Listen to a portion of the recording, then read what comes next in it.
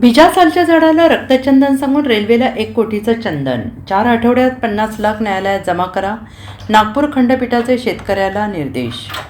बिजासालच्या झाडाला रक्तचंदनाचे झाड समजून दिलेले 50 लाख रुपये 4 आठवड्यात न्यायालयात परत करा, असा आदेश मुंबई उच्च न्यायालयाच्या नागपूर खंडपीठाने दिवंगत शेतकरी केशव शिंदे आणि त्यांच्या वारसदारांना दिला आहे. शिंदे कुटुंबीय यवतमाळ जिल्ह्यातील पुसद तालुक्यातील खारशी गावाचे रहिवासी आहेत. बेंगळुरू येथील institute of wood science and technology यांनी संबंधित झाड रक्तचंदनाचे नसून बिजासालचे आहे असा अहवाल दिला. त्यामुळे आता मध्य रेल्वेने 50 लाख रुपये वसुलीसाठी न्यायालयात अर्ज दाखल केला आहे. त्यानंतर न्यायालयाने शिंदे कुटुंबियांना 50 लाख रुपये न्यायालयात 4 आठवड्यात जमा करण्याचे निर्देश दिले आहेत.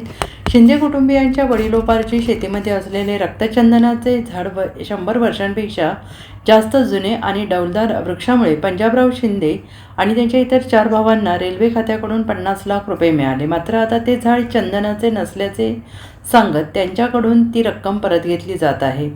वर्धा यवतमाळ पुसद नांदेड रेल्वे लाईन प्रकल्पातील शिंदे कुटुंबियांचे 2.29 हेक्टर जमीन संपादित करण्यात आली. या जमिनीवर अनेक दशके जुने सुमारे 100 वर्ष जुने एक झाड होते. शिंदे कुटुंबियांचा दावा होता की ते झाड रक्तचंदनाचे असून ते 100 वर्षांपेक्षा जास्त जुने असल्याने त्याची किंमत 10 कोटी रुपये आहे.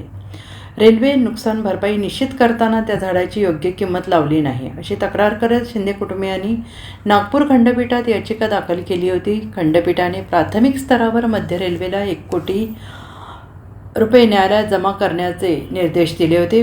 मध्य रेल्वेने ही रक्कम न्यायालयात जमा केल्यानंतर याचिकाकर्त्यांनी न्यायालयाच्या परवानगीने त्यातील 50 लाख रुपये उचलले.